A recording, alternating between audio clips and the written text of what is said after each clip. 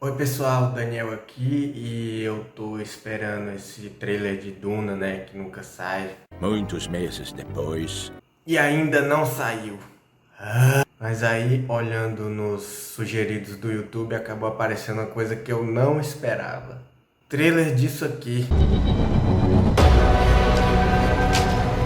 And I don't like the future I predict.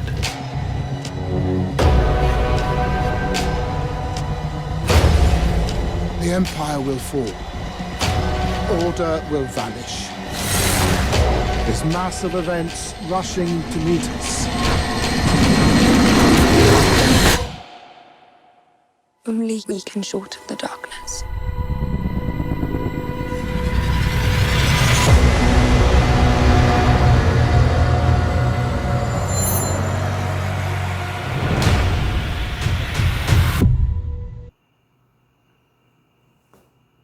É o trailer de Fundação, cara. Eu nem sabia que eles estavam fazendo a série, é uma super produção da Apple TV. Olha só para os valores de produção desse negócio, é nível Star Wars esse negócio. Então, essa aqui que eu tenho é a trilogia original, né? São 3 livros, mas depois ele escreveu mais, que foram 2 continuações e 2 prelúdios. E desde que eu li isso aqui, eu fiquei pensando, por que eles não fizeram um filme disso aqui ainda, ou sei lá, uma série? Isso aqui podia dar uma boa saga, melhor que Star Wars até. Eles até falam nesse trailer, né, que é também meio um featurette também, que eles estavam há anos já tentando trazer isso aqui para as telas, não conseguindo fazer de um jeito certo, agora eles acham que vão acertar, vamos ver, né? Duna, por exemplo, já tentou e falhou. Agora vamos ver esse filme de 2020, tô esperando, hein? Aí depois de ver isso eu pensei, vou falar um pouquinho do Asimov e de Fundação. Primeiro um pouquinho do autor, né? O Isaac Asimov.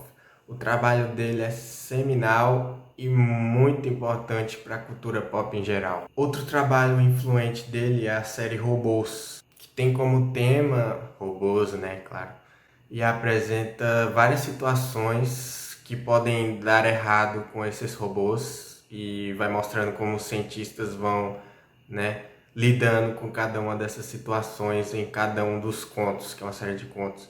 Aí é bem interessante. O primeiro livro dessa série, que é uma série de 9 livros compilando, que se eu não me engano são 9, é bem popular, né? O Eu, Robô. Que até teve um filme com Will Smith, né, de mesmo nome, que não é nem 10% tão legal quanto os livros, mas dá pro gasto. Outro filme baseado nessa série é o filme Homem Bicentenário com o Robin Williams, que é bem popular também. E é nessa série que ele traz as 3 leis da robótica, que depois são usados em toda a cultura pop, né? Todos os livros de ficção científica dão um pitacozinho nelas. E também até a robótica da vida real tenta trazer elas, né? Porque além de escritor, ele também era cientista, o Asimov.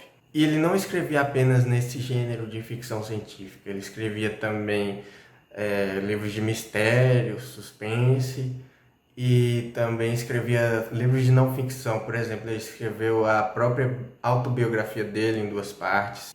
E ele tem livro pra caramba, ele escreveu tipo quase 300 livros, tem centenas de livros dele. E tem uma entrevista que ele fala que a rotina dele estava tão pesada que ele escrevia praticamente um livro por mês. Você achava que Stephen King escrevia muito? Esse cara aqui, ele é uma máquina de escrever livro, ele não para nunca. Parece que ele nem dorme de tanto de livro que ele publicava.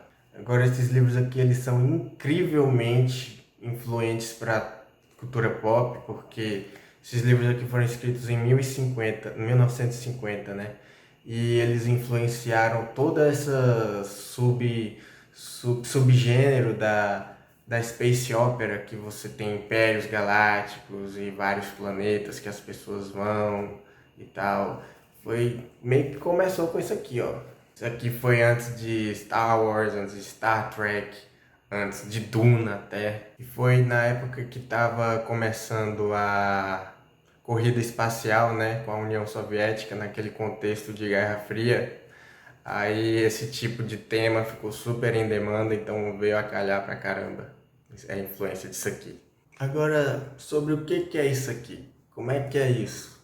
Fundação se passa dezenas de milhares de anos depois desse nosso, né? E nele um cientista, o Harry Seldon, ele previu que o Império iria cair em no máximo 300 anos e seguindo essa queda do Império, uma idade das trevas que duraria bastante tempo e teria consequências desastrosas para toda a humanidade. Ele previu isso com base em uma ciência que o Asimov inventou nisso aqui, que é a psicohistória. Essa ciência consiste em fazer cálculos matemáticos aplicados junto à psicologia e à sociologia para determinar os comportamentos que a sociedade viriam a ter e assim traçando um perfil historiológico que a humanidade muito provavelmente vai seguir, tipo, muita probabilidade da humanidade seguir, né, da sociedade como um todo seguir. Por isso se chama psicohistória. E faz até sentido, porque até o Carl Jung fala isso, né, nos estudos dele sobre o inconsciente coletivo. Se eu falei alguma besteira, vocês que já leram mais sobre psicologia do que eu, né, se vocês entusiastas, até mesmo psicólogos, podem me corrigir aí. Então ele cria esse grupo de cientistas, a Fundação, para tentar impedir que essa idade das trevas vindoura e inevitável dure muito tempo. Então nos livros nós acompanhamos esses cientistas que eles vão lidando com as situações, né, imprevistas que vão surgindo, e é interessante o modo que você vê que eles vão lidando com essas coisas. No livro sempre diz que é melhor usar isso aqui, ó, para vencer seus desafios do que usar da violência. Que faz sentido, né? Já que eles são cientistas, eles não sabem lutar nem nada. Portanto, então esses são alguns dos temas centrais de Fundação. O caos que pode seguir, a queda de um império, e o quanto que a ciência pode ser importante. É importante de conseguir usar sua mente ao invés de usar a força, né? E tem também o tema do tempo, né? Porque a sociedade ela tem mesmo algumas tendências de seguir né, um padrão. Mas e você como indivíduo? Como é que você se encaixa? Você não tem livre-arbítrio dentro disso? Você não pode fazer nada para mudar essa tendência? Será que o Harry Seldon realmente calculou isso? Será que ele não está sendo agente condutor para isso? Não sei. E o livro vai mexer com isso, né?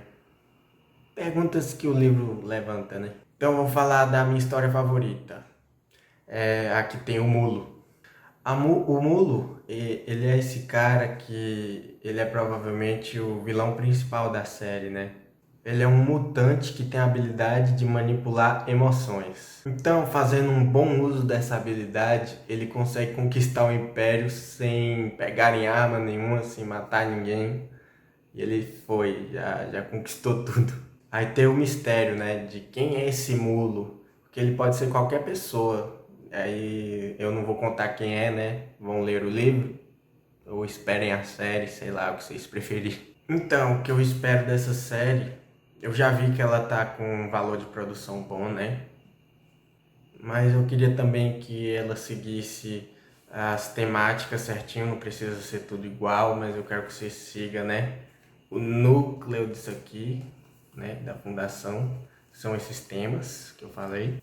E eu queria também que ela seguisse a estrutura narrativa de Fundação, que é um pouquinho diferente, né, de outras séries. Que ela é antológica. Não antológica tipo Black Mirror, mas ela se passa no mesmo universo, só que em épocas diferentes. Então sempre que começa um capítulo, é um personagem diferente. Então, pensando assim, teria que ser cada história para pelo menos um episódio. Tem histórias que são continuações diretas uma da outra, mas elas só aparecem lá pro final do segundo livro ou no terceiro livro. A maioria segue assim, não tem um personagem principal, só tem o personagem, né, que aparece recorrentemente, que é o Harry Seldon, que ele aparece em gravações para guiar os cientistas da Fundação no que ele tinha previsto para aquele momento, que ele prevê até quando acontece as imprevisibilidades, né? É um pouco louco isso. Gostei que o Jared Harris vai fazer o Harry Seldon, ele é muito bom ator. Então é isso, né? Eu fiquei bastante empolgado com o trailer de Fundação. Eu posso até falar mais quando novas notícias sobre a série surgirem. Também um pouco mais sobre Duna, né? Quando o trailer sair, que parece que já tem data para sair no dia 27 de julho, então fiquem ligados, né? Até lá. Vou falar de outras coisas, né? Também, quando forem surgindo as ideias. E foi isso. Até a próxima.